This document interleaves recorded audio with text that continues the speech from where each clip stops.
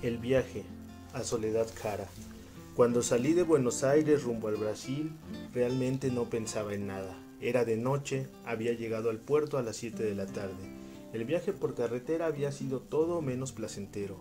Algunos aventones, autobuses y finalmente el tren. Comía poco, a veces nada, lo que encontraba, lo que podía. La ciudad me pareció hosca, demasiado dura, frívola, nunca como la imaginaba, nunca como contaban todos. No me quedó otra que ir directamente al puerto, y más cuando unos tipos en plena avenida 25 de Mayo se llevaron mi maleta y los pocos pesos que cargaba encima. Ahora la incertidumbre era mayor, aunque ya no pensaba en nada, estaba como absorto. No sé si ese era el mecanismo de defensa que me puse, el chaleco salvavidas que encontré para defenderme de la señora hostil, de la señora Buenos Aires, que me miró desde el inicio con desprecio y desde arriba. Traía en la chaqueta un paquetito de cigarros cortos. Cada 2 o 3 horas fumaba uno. Los nervios, supongo, o la indiferencia que yo también quería mostrarle a la ciudad extraña. A las 7, casi las 8, fumaba sentado en el muelle. Los trabajadores me miraban con indiferencia. La misión a esas alturas resultaba sumamente compleja, aún más por mi forma de ser, siempre tímido y de pocas palabras. Pero, ¿qué le hacía? Yo ya estaba aquí, en el Gran Buenos Aires, en el mero puerto de La Boca. No reparé hasta ese momento en el lugar en el que estaba parado. Parecía el sueño de mi vida, pero lejos de serlo era simplemente un lugar desconocido e intransitorio. A esas horas el sol hacía rato que se había metido, aunque yo no dejaba de pensar en los colores del crepúsculo, esa paleta que ensaya la naturaleza en el puerto y sobre el mar. Fue lo más lindo que había visto hasta entonces, el cielo rojo desvaneciéndose en una fiesta azul y oro. Imaginaba un carnaval silencioso donde los fuegos artificiales pintaban el cielo de colores cálidos, que después se vuelven azules, grises y finalmente negros. El mar estaba en calma y la noche era fresca. Yo sentía, no sé si por el bello atardecer, un ambiente de fiesta que me calentaba el corazón y me hacía olvidar la indiferencia de la señora arrogante. Pensaba todo el tiempo en ella, pensaba en Carolina, la imaginaba en el pueblo, también la imaginaba mirando el atardecer color pomelo sobre la laguna, preguntándose no sé qué cosas, siempre tan linda, con ese saquito rosa y su vestido de flores, con su mirada de nostalgia, con su mirada de incertidumbre, pero también de futuro. Me moría por verla y solo alcanzaba a recordar el momento del adiós, las lágrimas sobre mi camisa y los brazos que no desean desapartarse, esos que no dejaban que me fuera. Me puse triste, tanto que pensé en salir corriendo y alcanzarla, hacer el viaje de regreso, sorprenderla y perderme entre sus brazos para jamás soltarme. Carolina no era lo único que me dolía, también pensaba en mi madre, en mi ausencia en la casa vacía a esa hora de la noche. Me dieron ganas de llorar y te juro que me salieron las lágrimas. Entonces la noche se hizo fría, de nuevo encendí un cigarro, miré hacia el mar y pensé en la misión que llevaba. Ya estaba allí, no podía retroceder, no podía ser cobarde. Saqué fuerzas de flaqueza y decidí continuar. La primera etapa fue sencilla, no hubo más que esperar. Cuando los trabajadores se fueron a eso de las 11 de la noche, subí por el puente de carga. Subí agachado, casi arrastrándome para no ser descubierto por los vigilantes. De acuerdo al plan, debía buscar los botes salvavidas y meterme en uno de ellos, permanecer allí la menor parte del tiempo posible y esperar a que el barco toque tierra de nuevo. El plan, que inicialmente me parecía bueno, en la práctica era absurdo. Tanto tiempo en un bote salvavidas no era posible, además no llevaba ni agua ni comida. Y de esa forma no habría modo de hacer un viaje tan largo, y mucho menos alguna forma de sobrevivir. De inmediato busqué refugio detrás de los contenedores pequeños. Necesitaba pensar en un nuevo plan y empezar a ejecutarlo. A las 12 de la noche regresaron los trabajadores, cada uno o en grupos pequeños. Tomaron lo que supuse eran sus puestos en la tripulación y comenzaron su trabajo. La sorpresa y la ayuda celestial vinieron cuando de inmediato noté que la mayoría de ellos no se conocía. Lo supe por la conversación de unos vigilantes al otro lado de los contenedores que me servían de refugio.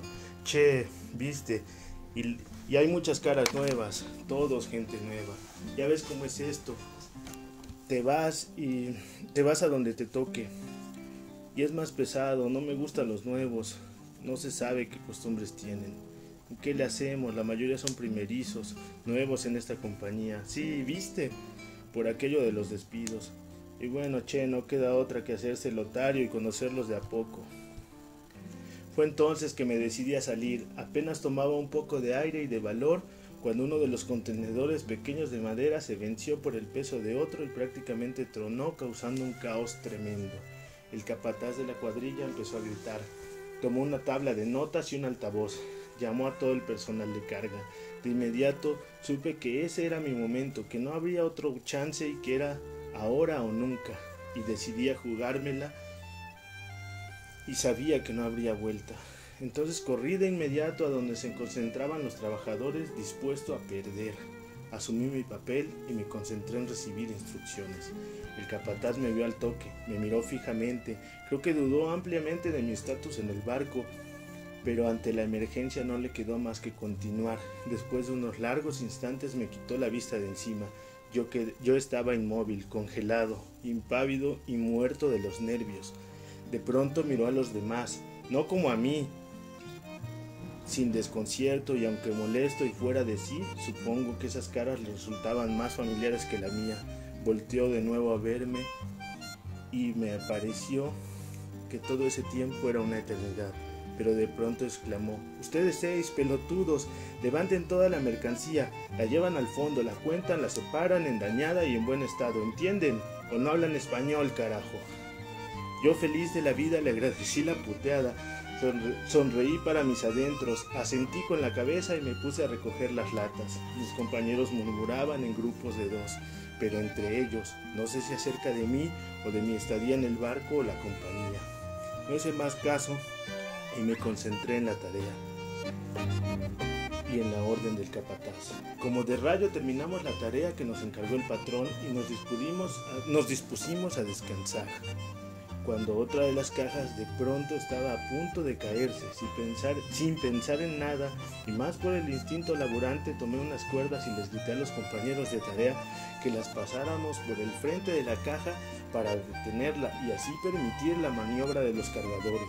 La estrategia funcionó, la caja no se cayó y después de un rato pudimos acomodarla. En ese momento el patrón se acercó a mí y me murmuró en voz baja: «Tenés suerte, nene. Me hace falta personal, y si no aquí mismo te bajaba y te metía preso». Esas palabras finalmente me dieron esperanza y una extraña sensación de que el viaje realmente comenzaba. Enseguida, cerca ya de la 1 de la madrugada, con gran júbilo, escuché lo que tanto esperaba. «¡Suelten amarras! ¡Suban las anclas! ¡Enciendan los motores! ¡A toda marcha que nos vamos a la mierda!». Unos días después, por fin llegamos a Río de Janeiro. Uno de los compañeros de tripulación me dijo que en 2 días saldría un barco rumbo a Hong Kong, que él conocía al jefe de cocineros y que prometía que le hablaría de mí. Dijo que admiraba lo que yo estaba por hacer y que si pudiera él mismo me acompañaba, pero su familia estaba pasando por una mala temporada y que en el fondo o en realidad aquello era una verdadera locura, pero que lo respetaba. Finalmente todos los de la cuadrilla de cargadores se solidarizaron con la misión que emprendí. Tanto fue su solidaridad que organizaron incluso una colecta. Y hasta el jefe, que es de la contra para su desgracia, me pagó íntegros los días de laburo, pese a mi estatus de polizón en ese barco. El compañero de tripulación se ofreció a ayudarme. Al día siguiente me llevó al muelle donde estaba el barco que viajaría a China. Me presentó con el jefe de cocineros, un brasilero regordete y grande como un ropero que hablaba un pésimo español y que además resultaba un tanto fanfarrón y agrandado. Le dije que yo necesitaba el viaje por una muy buena causa, que iba a tener familia y que no tenía empleo en Buenos Aires. El jefe Brazuca, como así lo llamaba mi compañero, murmuró algo sobre nosotros los argentinos, que por suerte no entendí muy bien, y luego asintió con la cabeza, me extendió la mano y me apretó fuertemente mientras reía y jaloneaba mi mano. Me dijo después que se quedaría con 1/3 de mi sueldo y que comería lo mismo que los cargadores. En fin, nada de eso me importó. Finalmente viajaría a China. Estaba tan emocionado que esa noche no pude dormir, además por los nervios de no perder el barco y por el ruido del puerto de Río de Janeiro. Pensaba todo el tiempo en Carolina, pensaba en contarle todo, en verme en sus ojos negros mientras su rostro lleno de sorpresa me pedía cada detalle. Pensaba también en mi vieja, en su cara de preocupación y lo mal que la estaría pasando cuando se entere que anduve en un barco, y creo que con justa razón, ya que yo nunca aprendí a nadar y en la vida me subí jamás a ninguno. Cuando llegó la hora de abordar y yo estaba 6 horas esperando en el muelle, el jefe Brazuca arribó, casi faltando 30 minutos para la hora de salida. Me dijo que le diera un poco de plata para sus gastos previos y para ayudarme a subir. Le di casi la mitad de lo que gané en el barco. Entonces caminó hacia el puente y me dijo con un español pobre: nos vemos allá arriba, che. Por acá no puedes subir si no tienes libreta de mar, arréglate como puedas. Entre risas abandonó el barco, decepcionado, en una sensación de haber sido atracado de nuevo, pero sin perder la esperanza de haber llegado tan lejos y sabiendo que era de día y que no podía usar la misma estrategia que el barco anterior. Me fui corriendo a buscar a mi compañero de carga, mi compatriota de Buenos Aires. Por suerte lo encontré cerca del barco argentino, aunque algo borracho, pero lo encontré. Me dijo que era una locura, pero que le daba igual, que si yo estaba loco, entonces él iba a hacer una locura por mí, y que haría lo que fuera para que yo llegara a mi destino y para que cumpliera mi sagrada misión. De ese modo él también se sentiría partícipe de aquel viaje. Entonces nos fuimos a la zona de carga en cuestión. El cargador, sin saludarlo, poco a poco se acercó al operador de la grúa. Estaba subiendo los últimos contenedores del barco y no sé qué le habrá dicho, que aquel hombre salió emocionado a saludarme. Me felicitó por esa misión y me pidió que me acordara de él cuando llegara a mi destino. Mi plan fue armado al vapor entre un operador de grúa eufórico que pensaba que yo era el mismísimo San Martín. La escena era tan chusca, y un cargador ebrio y un muchacho del pueblo que estaba empecinado en abordar ese barco. Finalmente, 15 minutos después, me encontraba por los aires sentado encima del contenedor de un barco suspendido en el aire y siendo maniobrado por una grúa para que ese contenedor fuera depositado en el barco que viajaría a China. Yo iba aferrado a la cadena con la que la grúa sostenía el contenedor, apenas sujeto por un arnés que se usa para el mantenimiento de la misma. Apenas sentí que el contenedor estaba en su lugar dentro del barco y como pude me liberé del arnés y salté fuera lo más lejos posible, porque esa cadena bien pudo matarme al liberar el contenedor. Seguí las indicaciones de mi amigo, el cargador. Es raro, lo recuerdo entrañablemente y nunca supe su nombre. De inmediato busqué al jefe Brazuca. Rápidamente me interné en las entrañas del barco. Un par de preguntas nada más me bastaron para saber dónde estaba la cocina.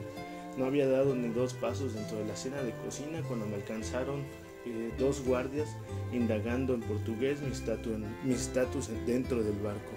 Entonces pude verlo allí en la pared, todo verde salpicado de letras blancas.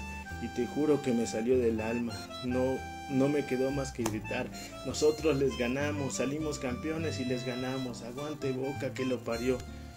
Entonces de la nada se asomó el jefe Brazuca, colérico y con ganas de matar al tipo que usó a profanar el cuerpo que todavía estaba tibio del gigante caído. ¿Quién osa burlarse de Palmeiras?, gritó con gran molestia, tragándose el orgullo y la tremenda bronca que tenía.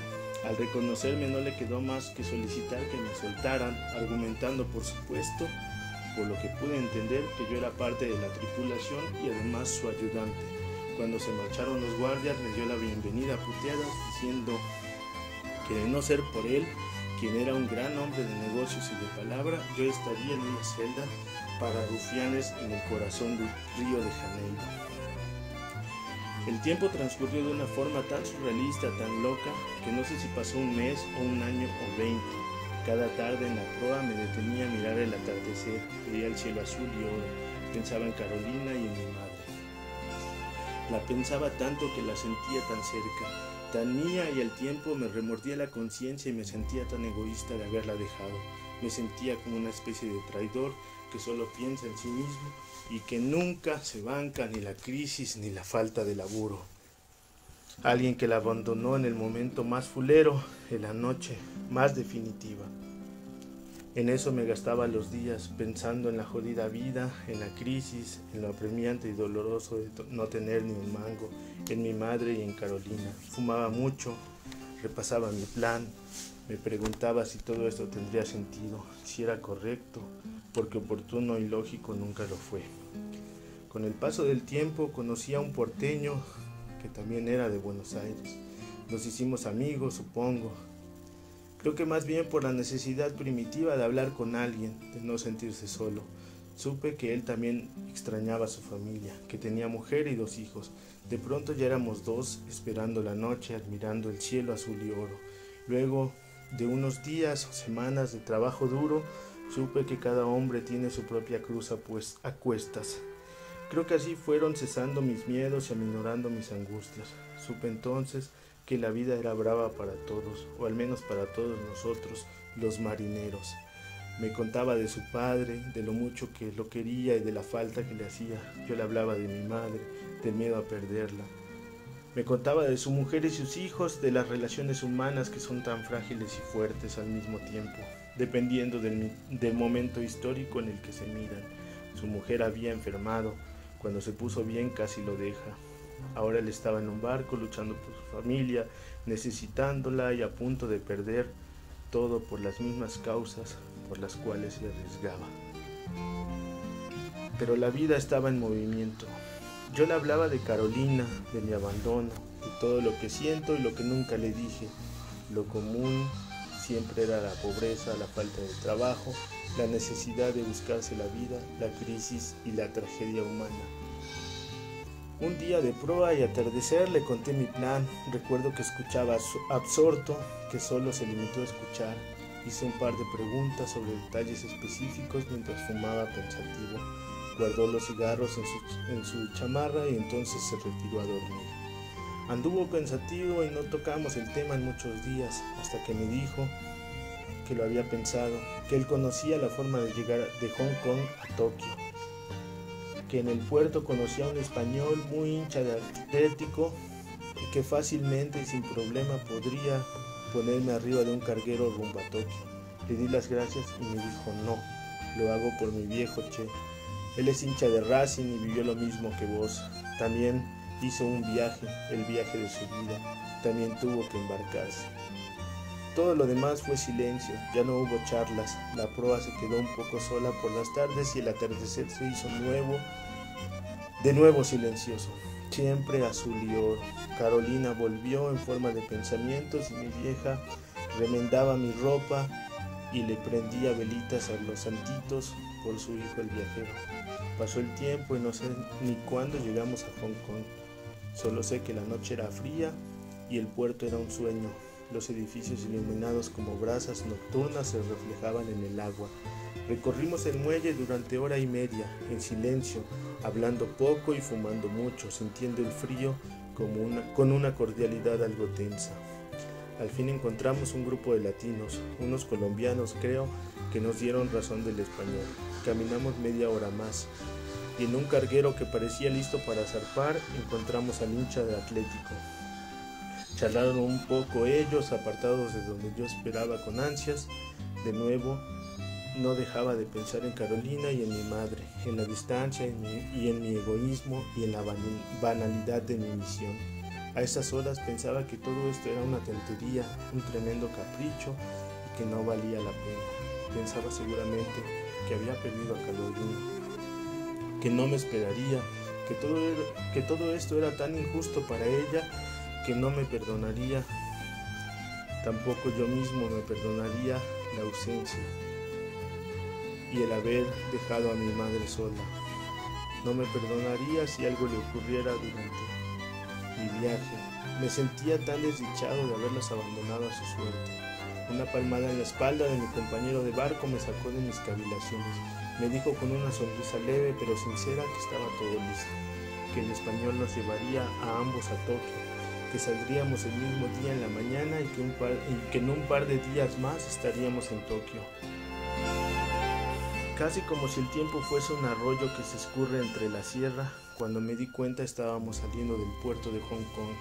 Cuando pudimos de nuevo hablar del asunto, me dijo mi compañero que él tenía ganas de ir a Tokio, que me acompañaría, que además de ese trabajo en el barco rumbo a Tokio, eso era una ayuda para su familia y que el español le prometió encontrarnos allí para trabajar unas semanas más y volver a Río de Janeiro a través de varios cargueros en los que él trabajaría el próximo mes. Casi ni sentí emoción de saber que encontró un modo de volvernos a Buenos Aires. Toda la emoción que sentía se centraba en culminar mi viaje y la misión, y en todo lo que me había costado el dichoso viaje. Mi compañero, que ahora era una especie de amigo o cómplice, me dijo que él además lo hacía por su padre, por ese viaje de que él tanto hablaba, el viaje de su vida, y el que tenía la oportunidad inigualable de vivirlo, aunque sea un poco, que él tomaría su oportunidad pensando en su padre y que así lo extrañaría menos, que todo esto era una especie de homenaje.